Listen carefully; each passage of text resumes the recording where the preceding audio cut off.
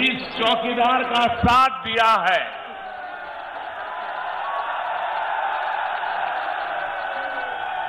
उसके लिए मैं बहुत विनम्रता के साथ शीश झुका करके आप सबको नमन करता हूं। आज आपके सामने शीश झुकाते हुए मुझे इस बात का भी गर्व है, इन 5 सालों में मैंने देश का सिर झुकने नहीं दिया।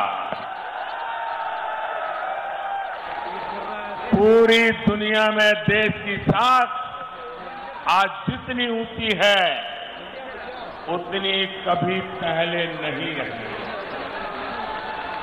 भाइयों और बहनों, कल ही आपके इस प्रधान सेवक को संयुक्त अरब अमीरात ने वहां का सर्वोच्च नागरिक सम्मान जायद मेडल देकर के सम्मानित किया है। मैं यूएई की सरकार और वहां की जनता का इस सम्मान के लिए हृदय से आभार व्यक्त करता हूं। लेकिन ये सम्मान मोदी का नहीं है, बल्कि 130 करोड़ भारतीयों का है। खाड़ी देशों के विकास में योगदान दे रहे हमारे लाखों भारतीयों का है। कुछ साल पहले सऊदी अरब ने भी मुझे हम सभी को एक प्रकार से पूरे भारतवासियों को वहां का सर्वोच्च नागरिक पुरस्कार दिया था। भाइयों और बहनों, दुनिया में भारत की साख और सम्मान अगर नई ऊंचाई पर पहुंचा है तो वो इसके पीछे आप सबके आशीर्वाद है, आप सबका सहयोग है। भाइयों और बहनों, देश की साख रहे, इसके लिए मजबूत सरकार का होना बहुत जरूरी है। मजबूत सरकार ही कड़े और बड़े फैसले ले पाती है, देश को आगे बढ़ा पाती है। आप मुझे बताइए, आज दुनिया में हिंदुस्तान का डंका बज रहा है कि नहीं बज रहा है? अमेरिका में भी भारत का डंका बज रहा है कि नहीं बज रहा है? जर्मनी में भी भारत का डंका बज रहा है कि नहीं बज रहा है? इंग्लैंड में भी भारत का डंका बज रहा है कि नहीं बज रहा है? दुनिया के सभी देशों में हिंदुस्तान का डंका बज रहा है कि नहीं बज रहा है? ये सारी दुनिया में भारत का जय जयकार हो रहा है। इसका कारण क्या है?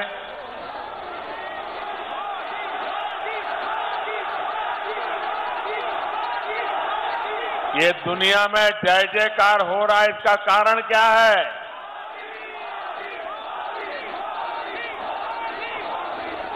इसका कारण मोदी नहीं है, इसका कारण आप लोग हैं। 2014 में आपने जो वोट दिया उसकी ताकत है, पूर्ण बहुमत वाली सरकार की ताकत है। आपने मजबूत सरकार बनाई, इसलिए हिंदुस्तान का हौसला भी मजबूत हो गया और दुनिया में हिंदुस्तान का जय जयकार होने लगा।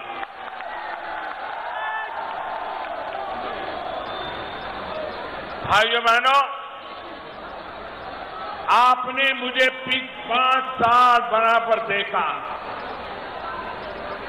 विरोधियों ने मुझ पर आरोप लगाए, वो भी सुने हैं।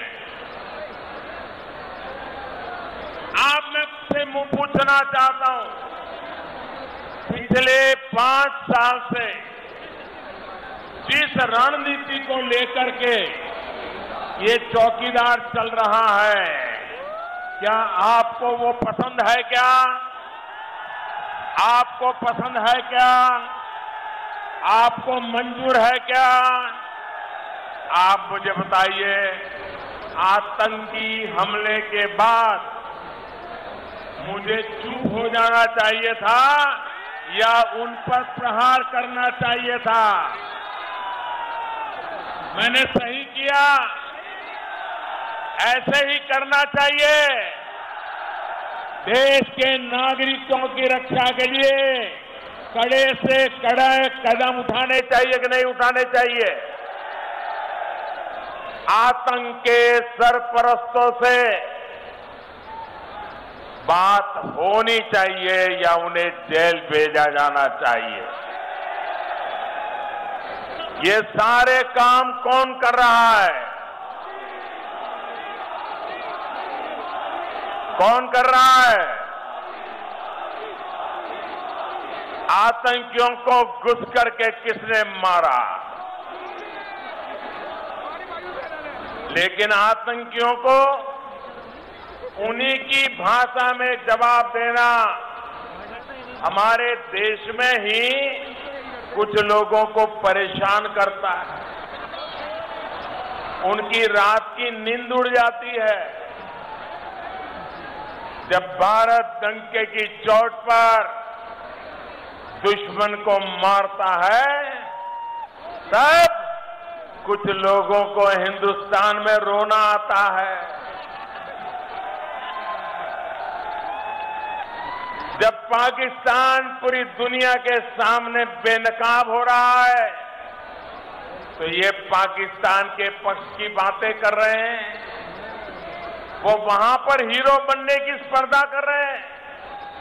भाइयों और बहनों, कांग्रेस हो, समाजवादी पार्टी हो, बहुजन समाज पार्टी हो, आतंकवाद पर इसी नर्म रवैये की वजह से कुछ लोगों के हौसले बुलंद हुए हैं।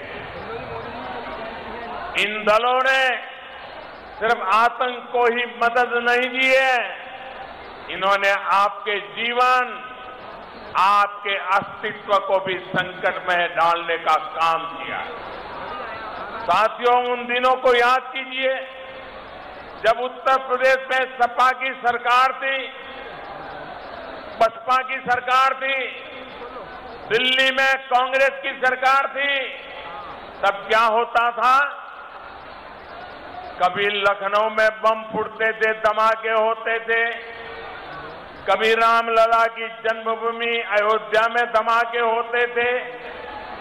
कभी भगवान भोलेनाथ की नगरी काशी को दहला दिया जाता था। कभी रामपुर के सीआरपीएफ कैंप पर हमला हो जाता था। अक्सर इन हमलों के तार यूपी के अलग इलाके, दूर दूर तक इलाकों में जाते थे। देश की एजेंसियां बहुत मेहनत से उन हमलों में शामिल लोगों को पकड़ती, लेकिन वोट बैंक की अपनी सियासत की वजह से बुआ भी और बबुआ भी, उनकी सरकारें उनको छोड़ देती थी। साथियों, ये हमले किसके खिलाफ? ये हमले कौन करा रहा और क्यों सपा बसपा ऐसे लोगों पर मेहरबान थी? ये आज उत्तर प्रदेश का बच्चा बच्चा जानता है। साथियों, अब बीते 5 वर्षों से धमाके रुक गए कि नहीं रुक गए? बम बंदूक की आवाजें बंद हुई कि नहीं हुई? निर्दोष लोग मरना बंद हुआ कि नहीं हुआ? भाइयों बहनों, धमाके इसलिए रुक गए क्योंकि दिल्ली में आपने एक चौकीदार को बिठा दिया। आतंकियों को पता है कि वो एक गलती करेंगे तो मोदी उन्हें पाताल में भी खोज करके सजा देगा।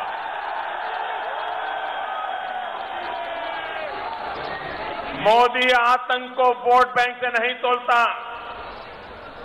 तभी आतंक के मददगार आज जेलों में बंद पड़े हैं। साथियों, शहीद अजीत सिंह हो, शहीद रिकू सिंह हो, शहीद मुकेश चंद हो, ऐसे हर शहीद ने सुरक्षित समृद्ध भारत के लिए ही अपने प्राण न्योछावर किए। मुझे खुशी है कि भाई कंवर सिंह तंवर मेरे साथी ने इसी भावना के साथ अमरोहा में काम किया है। अपने प्रयासों से शहीदों की प्रतिमाएं लगवाई हैं और बेटियों के सामूहिक विवाह करवाए। भाइयों और बहनों, देश को आगे बढ़ाना है तो हम सबको मिलकर साथ चलना होगा।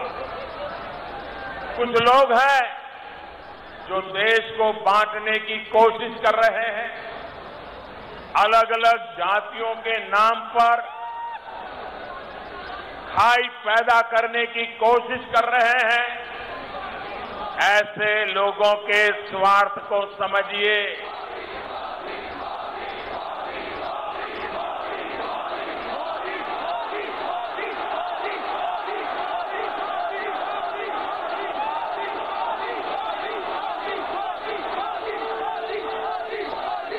आप मुझे बताइए, अरे जब दुनिया में देश की पहचान ही नहीं रहेगी तो फिर इसका खामियाजा एक एक हिंदुस्तानी को भुगतना पड़ेगा।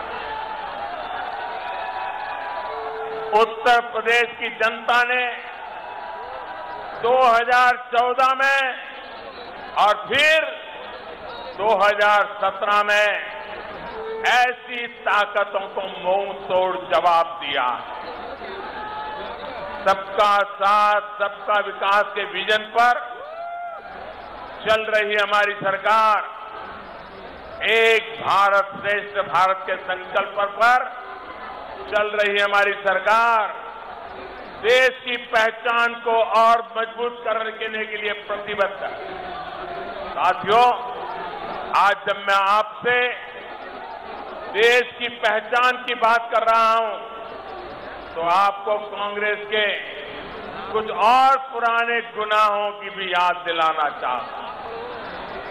सिर्फ एक परिवार की पहचान बनाने के लिए, सिर्फ एक परिवार के कुछ लोगों की प्रतिष्ठा के लिए, एक परिवार के स्वार्थ की सिद्धि के लिए कांग्रेस ने बाबा साहब आंबेडकर का भी अपमान किया। कांग्रेस ने उन्हें चुनाव में हराने के लिए एड़ी चोटी का जोर लगाया। देश के प्रति बाबा साहब आंबेडकर के योगदान को भुलाने की साजिश रची थी, क्योंकि बाबा साहब ने उस परिवार को चुनौती दी थी। इसलिए बाद की पीढ़ियों ने भी बाबा साहब से निरंतर बदला लिया। वो तो आज वोट बैंक की मजबूरी है जो कांग्रेस बाबा साहब का नाम लेना शुरू किया है, वरना वही कांग्रेस है जिसने दशकों तक उनकी फोटो तक संसद में लगने नहीं दी। ऐसी कांग्रेस को माफ कर सकते हैं क्या? ये उनके सारे साथियों को माफ कर सकते हैं क्या? उनके झूठे वादों को मान सकते हैं क्या? साथियों, उसी दौर में हमारे देश में एक और महान नेता हुए थे, जोगेंद्र नाथ मंडल। आपने शायद उनका नाम भी नहीं सुना। आपने उनका नाम इसलिए नहीं सुना क्योंकि आजादी के बाद की कांग्रेस सरकारों ने उनके उन इतिहास को भी आपके सामने नहीं आने दिया। साथियों, जोगेंद्र नाथ मंडल बाबा साहब के बहुत करीबी साथी थे, कानून के बहुत बड़े विद्वान थे, लेकिन जीना के बहकावे में आकर बंटवारे के समय वो पाकिस्तान चले गए।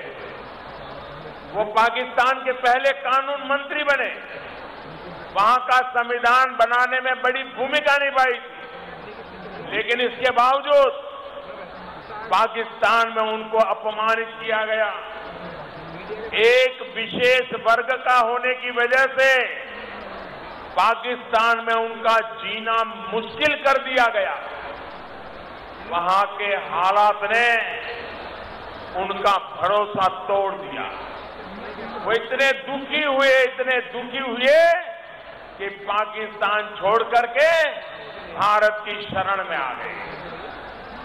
लेकिन पाकिस्तान से वापस आने के बाद तब की कांग्रेस सरकार ने उनके साथ उससे भी ज्यादा बुरा किया। अपनी मृत्यु तक वो बहुत ही मुश्किल परिस्थितियों में रहे। आज मैं आपको उनके बारे में इसलिए बता रहा हूं क्योंकि इतिहास में छिपे तथ्यों को जानना और उनसे सबक लेना जरूरी है। ये सबक ही आपके वर्तमान और भविष्य को मजबूत करेंगे। साथियों, बाबू जगजीवन राम जी के साथ भी कांग्रेस ने यही किया। आज उनकी जयंती पर बाबू जगजीवन राम जी को मैं नमन करता हूं। बाबू जगजीवन राम ने अपना जीवन गरीबों के कल्याण के लिए समर्पित कर दिया। बाबू जी दो चीजें चाहते थे, एक मजबूत भारत और दूसरा लोकतांत्रिक भारत। अब हमने पाकिस्तान को उसकी हरकतों का मुंहतोड़ जवाब दिया था, तब बाबूजी भारत के रक्षा मंत्री थे। लेकिन इस देश में केवल एक ही परिवार की जूई हजूरी करने वाले लोग देश के इतिहास में एक गौरवशाली नेतृत्व के लिए बाबूजी को कोई श्रेय नहीं देते हैं। बाबूजी आपातकाल के खिलाफ आवाज उठाने वाले सबसे पहले कांग्रेसी नेता थे।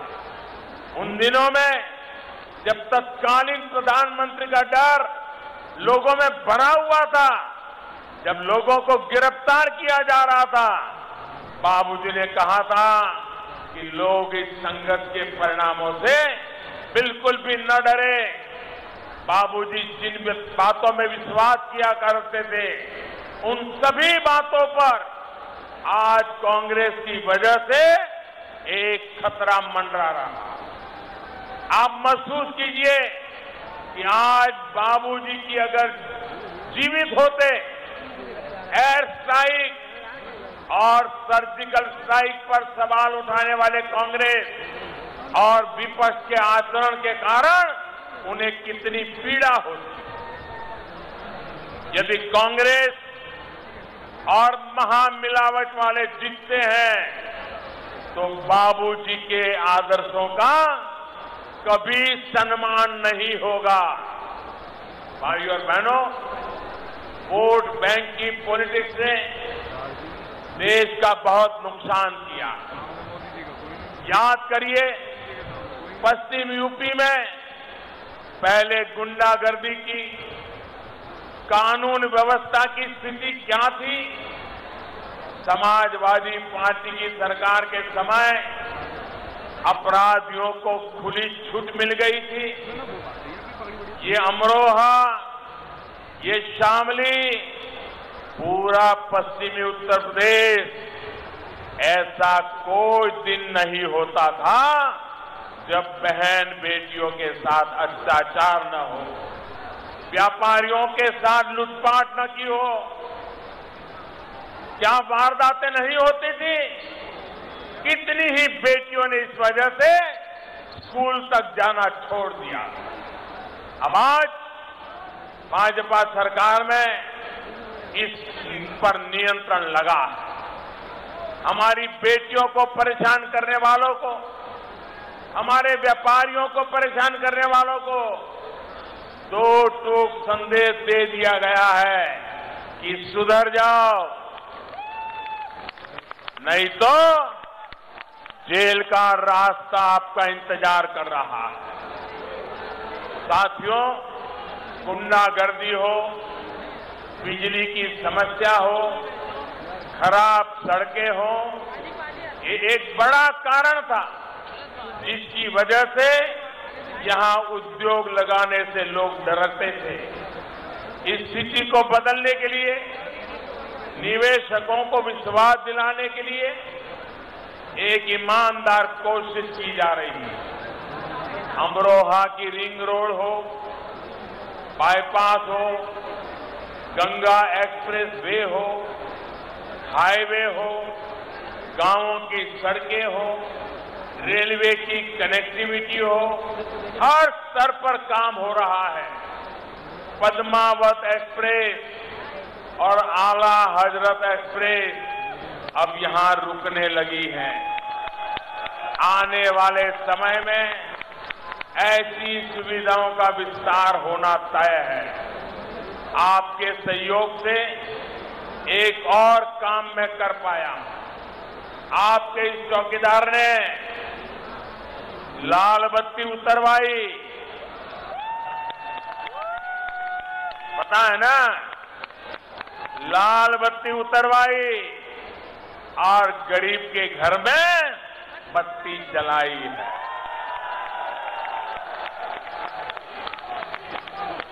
बड़ों की लाल बत्ती चली गई, गरीबों के घर में बिजली पहुंच गई।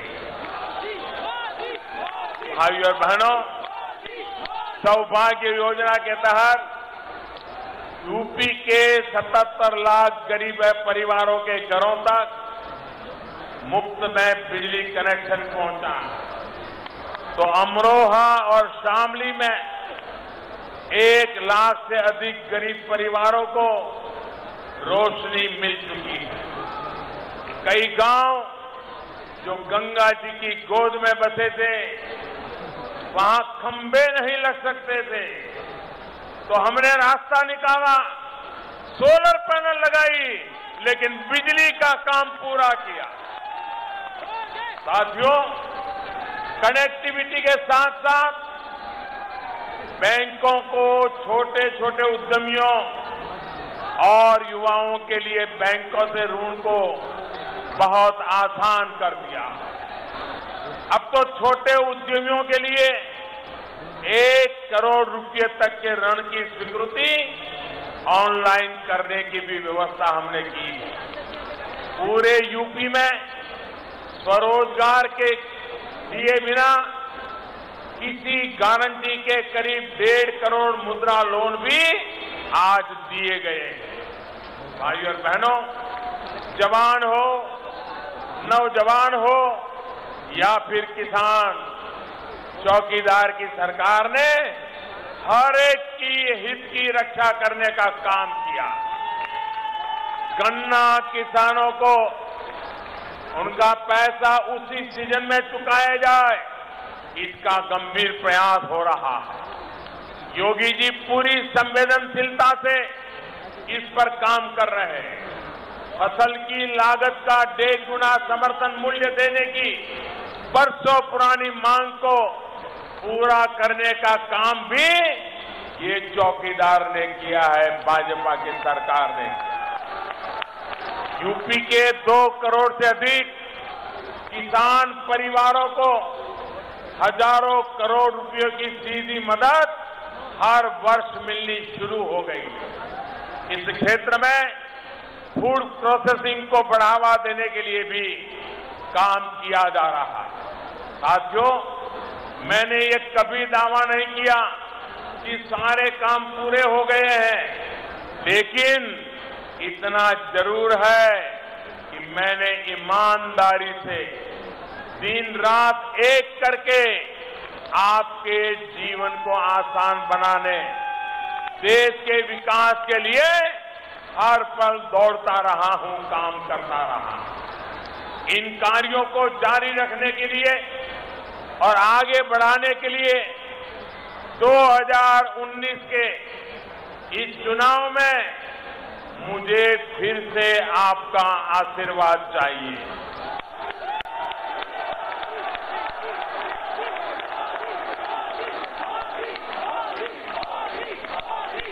जहां मैं देख रहा हूं, जहां नजर पहुंचे वहां भीड़ है। ये इतना बड़ा जनसैलाब इस बात का सबूत है कि मजबूत सरकार बनाने की लहर चल रही है। भाइयों बहनों, भाजपा के हर उम्मीदवार को दिया आपका वोट, ये मोदी की ताकत है। और मैं ये भी जानता हूं कि देश के विकास के लिए इन कार्यों में मैं अकेला नहीं, आप भी विकास के हर प्रयास में भागीदार है, आप भी चौकीदार है। मेरे साथ बोलिए, मैं भी